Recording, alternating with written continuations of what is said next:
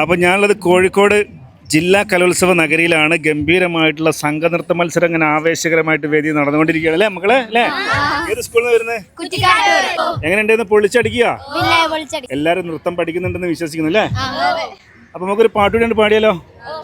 അന്നോളം തീരാവേനലും പ്രാണന്റെ വിങ്ങും നീരലും പെണ്ണെ നിൻ കയ്യാൽ തൊട്ടതും ദൂരെ മാഞ്ഞു പോയി മായമാ കൊന്തക്കിലുങ്ങും എന്നിലെ കുഞ്ഞു കഴുത്തിൻ പിറകിൽ നീ ഒന്നു തൊടുമ്പോൾ ഞാൻ